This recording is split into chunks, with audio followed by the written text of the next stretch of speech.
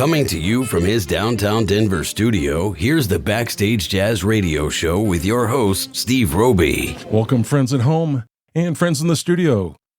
This is the Backstage Jazz Show, and I'm Steve Roby. My guest today is Dave Hansen. He's an arranger, composer, and pianist who has written for various artists and ensembles, including the Boston Pops. Today we'll explore his residency at Dazzle starting on February 18th, and we'll have Dave discuss a few of his songs. Dave Hansen joins me now. It's great to have you with us. Welcome to Backstage Jazz. Great to be here, Steve. All right. Wow, there's so much to talk about today.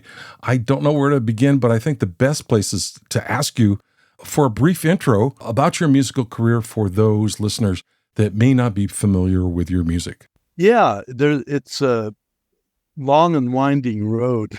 The career, one big item on in my bio is 36 years of teaching at University of Denver, teaching jazz arranging, of course, playing piano. But I actually have an undergraduate degree in saxophone performance. This is very baffling. This is what I mean by a winding road. But got an undergrad degree in classical saxophone. But as we were talking earlier, playing in garage bands in high school and getting turned on by Cannonball Adderley when I was really like 12 years old. That was part of my saxophone life, my admiration for Cannonball. Let's see, and ended up getting a master's degree in classical composition. At the time when I went to Arizona State, they didn't have a jazz composition track, so it turned out to be a really great move, though, because it really broadened my outlook. I got really into Stravinsky and Bartók and 12-tone music and all that. And after that, did some teaching up at UNC, ended up at DU 1986. And I just retired a year and a half ago from DU. Did some teaching last semester at CU, just a temporary kind of fill-in job teaching jazz arranging. I've been playing and writing, like you mentioned, the Boston Pops thing. I've done a lot of arranging for Pops orchestra situations where artists, need arrangements so they can play with a symphony orchestra. And the Boston Pops was with Paul Winter and the Paul Winter Consort. I did, I guess at that time, most of his symphony orchestra arrangements. And so he got a gig with the Boston Pops. And so there I was. It was pretty exciting to say the least, Symphony Hall in Boston. And wow, that's cool. Well, it's been really, actually, yes. And I left out one of the main areas that I suppose from 1982 to probably early 2000s, I arranged and composed commercials and jingles here in Denver. And, lots of car commercials, insurance commercials, racing track commercials, you name it. But, doing all that while teaching and playing, like a lot of musicians, just cobbling together a living, and we do a lot of things. And what a full, diverse career. Out of curiosity, if any of those jingle melodies actually turned into songs, or did they get just thrown into the scrap bin? I'm trying to, we did the Remax company. We did lots of commercials for them, and they've had various songs.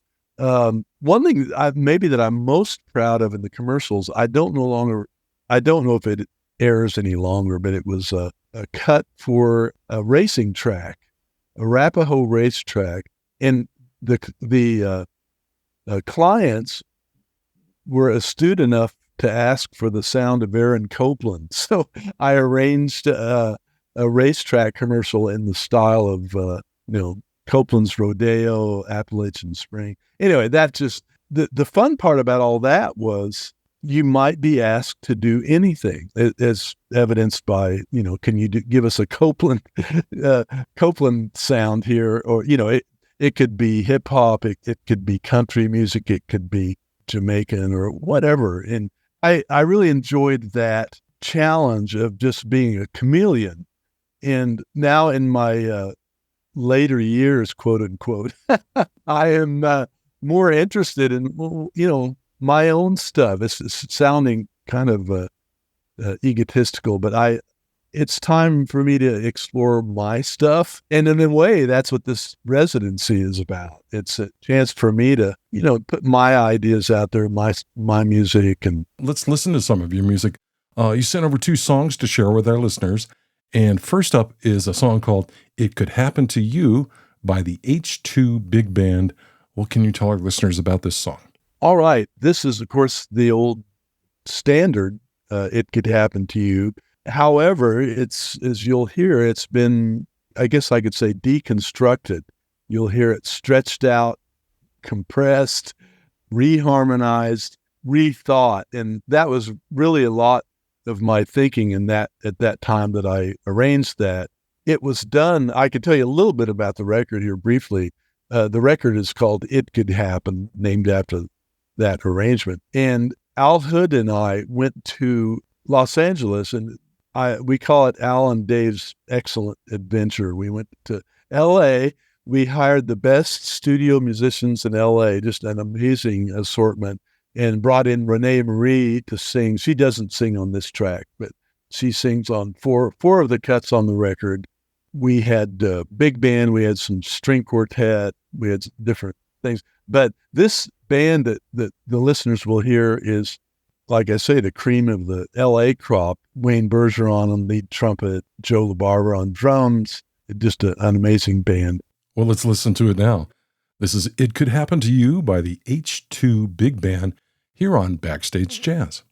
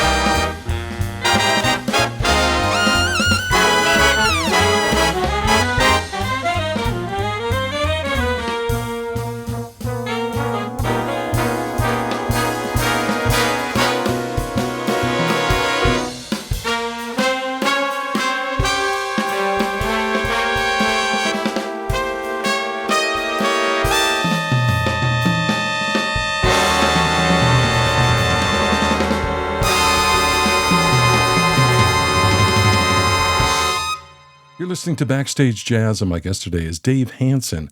We're listening to some of his music tracks that he sent over. And up next is a song called Miss Nettie B from Al Hood's Jazz Muses CD. What's the backstory with this one, Dave? All right. This is Al Hood's record, as you say, the Jazz Muses, which was Al's concept of honoring not only his jazz trumpet heroes, but their significant others. Nettie B was a significant other of Lee Morgan. And actually, wait a minute. That may be his mother. I can't remember. Anyway, Lee Morgan, and it's a tune of Lee Morgan's. I arranged it. I honored Lee Morgan's arrangement to some extent, but added another horn part, and you'll hear some sort of chromatic intros and interludes, and you'll hear Al Hood soloing on trumpet. You'll hear Will Swindler on alto sax, Peter Summer, Paul Romaine on drums, Ken Walker on bass, and myself on piano. And it's just an example of some of my arranging and some of Al Hood's great playing. We'll be playing this arrangement on February 19th on the tribute to Al Hood evening. Well, let's listen to it now. This is Miss Nettie B here on Backstage Jazz.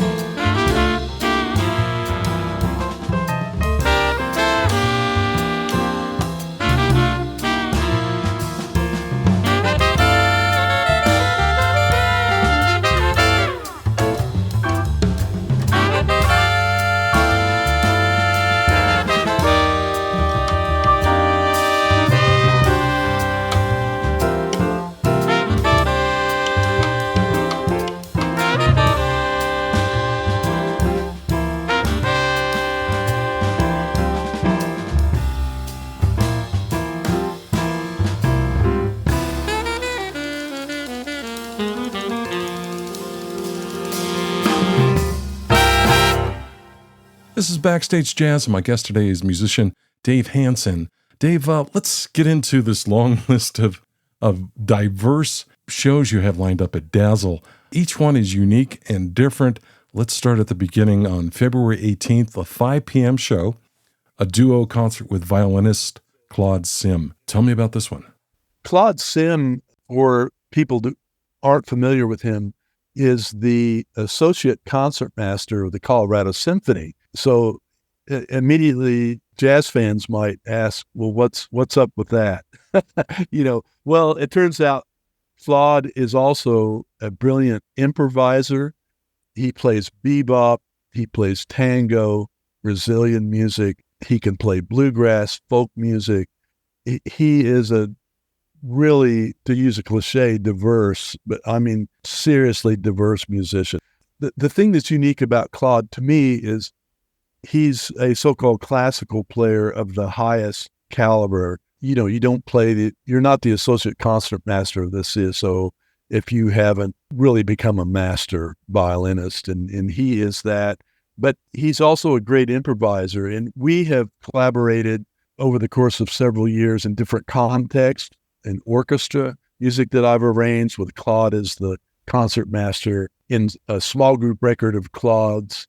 I wrote a violin concerto for Claude, a jazz violin concerto, which was recently played by the Littleton Symphony, March of 2023. And it was just a wonderful opportunity. But so, we've collaborated with kind of elements of jazz and classical, but this is our first chance to play duo together. And it's unique for us in that, we're just kind of getting together this idea of a duo. And yeah, I can tell you some of the music we'll be playing. Also, we're playing Charlie Parker, some Charlie Parker bebop, a few standards, but we're going to play some Maria Schneider. We're going to play an avant-garde piece called Éclat for Ornette.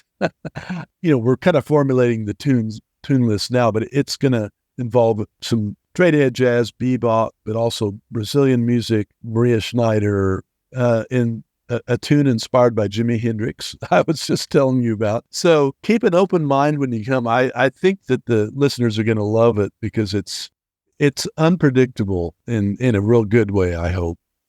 Well, how great is it that we have a club like Dazzle that gives you the kind of the freedom to design your own shows of this diversity? That's wonderful. I really, that's why if you have a night like this Sunday, February 18th, when it does mix some different elements, not every venue is going to be open-minded about that.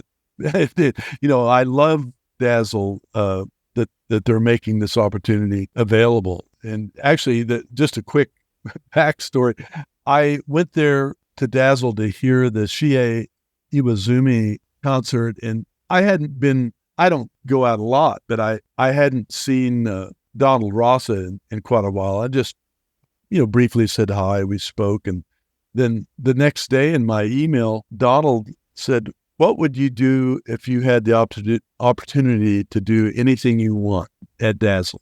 And that blew me away. It was funny, I guess that we bumped into each other, got him thinking, and he, bless his heart, he thought of me to do something. And so I immediately started thinking about what would I do, and this all came to mind. It's great to have that freedom. Yeah. Really was, yeah. Well, let's talk about the next night, Monday, February 19th, 6:30 p.m. You're going to do a tribute to Al Hood. Tell me about that. Brief background. Al and I collaborated for years with what we called the H2 big band, Hood, Hanson, and we made several records together. We actually did a chamber orchestra record called Just a Little Taste. A lot of people don't know about that, but we're so proud of that record. And then we did 2 big band records, the It Could Happen CD I was telling you about, and one called You're It, another big band record. And then under Al's name, we did the Jazz Muses record. I did the arrangements and played piano. And we've done all kinds of, live concerts. But Al and I are great friends. We were teaching colleagues at the University of Denver. But in January of March 2022, Al slipped on the ice and had a severe spinal injury. It's been a real challenge, needless to say, for him. He's, had to deal with some pretty rough times. I want to, this tribute is just my way of kind of certainly honoring my friend and collaborator and great friend, but also to kind of keep Al out there, to remind people of his brilliance, the things that he's done, and, keep Al in all of our thoughts and yeah. What a great tribute to him. And you'll have a bigger band for this particular show. Yeah, this show, we did a version of this, I guess a year and a half ago. But because Al is a trumpet nut, he loves the trumpet. He loves trumpet players. He's loved by trumpet players everywhere, and he's all about the trumpet. So I thought, what if I took basically the trumpet section of the H2 Big Band and added Will Swindler, who was the lead alto player of the H2 Big Band, and had a 4-piece horn section, 3 trumpets, saxophone, and rhythm section. And so it's unique in terms of instrumentation. I don't think there's a lot of 3 trumpet saxophone groups, 1 saxophone groups out there, but it really works. And we're going to play a lot of tunes from the Jazz Muses CD, because they're primarily small group pieces, and some trumpet jams like Dizzy Gillespie's Tour de Force. We'll play Thad Jones's 3-in-1. I've written a new tune and arranged it for 3 trumpets and saxophone. Just as I say, all about the trumpet and honoring Al, the tunes that Al is recorded or that Al loves to play, and it'll be a real celebration of Al. Oh, cool. Nice. And the final night, February 21st, a 6:30 p.m. show. This is going to be a live recording of your original compositions for piano, bass, drums, and you got a bunch of other people joining you on stage, right? Well, 2, to be exact. Mark Simon on bass and Paul Robain on drums, who are no strangers to the Dazzle stage, as I'm sure all your listeners know. And they are 2 musicians that I can't tell you how much I respect them and love to play music with them. Mark and I spent 2 years playing every Saturday night, right before the 2 years before COVID. Mark and I played it every Saturday night together as a piano bass duo. So we really got to know each other's playing, and I just love playing with him and can't wait to play this music with him. And Paul, of course, I've known for years that everybody knows and loves Paul and his playing. And Paul played drums our last year or 2 of gigs with the H2 Big Band. Paul was playing drums with us, and just love to play with him. And so you're going to make a live recording out of it, and I imagine that you'll release it later this year? Yeah, this Wednesday, February 21st. The hope will be to release it. We'll see what we get. From what I hear, you can make a great record there, and I've been putting it off. Paul, the other thing is Mark and Paul and I did a concert, a year ago of my original music. And we all agreed, we really have to record this. Let's just set up a date. And being lazy, whatever, just I'll get to that. Well, never did. So it immediately came to my mind when Donald gave me this opportunity. Like, what do you want to do? Well, I know I really want to do a trio recording. So why not? Let's do it. So, to me, a live performance is more exciting than a studio situation. So why not? And right. The energy is good. Yeah. Just excited about all 3 nights. And how fun. But they're all, as you can tell, they're very different, aren't they? And there's, I'm excited. I want to go to all 3. Yeah. And I hope to get other people excited enough to come out, because we need you there. It's going to be, each night's going to offer something different, but it's good for everyone to know generally what to expect on each night. So you can sort of pick and choose what you think might suit you the most. You're right. Exactly. Well, let's remind our listeners Dave Hansen will take up residency at Dazzle starting on Sunday, February 18th, with a show at 5 p.m., along with all the other shows he just mentioned, especially the last one, February 21st on the live recording. We want to see you sell out, Dave. Absolutely. So you have a good audience track for the live recording there. We need that, yes. So for tickets and more information, please visit dazzledenver.com and pick up your tickets today and let them know Backstage Jazz sent you. Before I let you go, Dave, where's the best place I can send our listeners to pick up your music and find out of what you're up to? I am very active on Facebook. So just, friend me on Facebook, and I'll always be posting about gigs there. So you can find gigs there. And of course, always be checking out the websites of the various jazz clubs in town, because I'm getting, actually, since retiring from teaching, I'm playing a lot more. So I'm generally out there playing. You can find the H2 music on iTunes, Spotify, the albums that I mentioned earlier. And of course, YouTube. Most of that, including the orchestra record, is available to listen to on YouTube, okay, iTunes, Spotify. And I'll be sure to put links to those websites you just mentioned in the show notes for this episode. Oh, great. Thanks for stopping by the show, Dave. Thank you so much, Steve. I really appreciate it. If you're enjoying the Backstage Jazz Show, we'd love for you to like, subscribe, and leave a review on Apple Podcasts. And now, back to the show. The Backstage Jazz Show was recorded at Little Raven Studios in downtown Denver, and our producer was Craig Stevens. You can find Backstage Jazz wherever you listen to podcasts. Be sure to stop by our website, backstage-jazz.com, where all past and current episodes have been archived. If you'd like to be a guest on the show, you can email us at backstagejazz@fastmail.com. This is Steve Roby. Thanks for listening, and we'll see you next time on Backstage Jazz. You've been listening to the Backstage Jazz Show. Join us next time for more great jazz and interviews with your favorite musicians.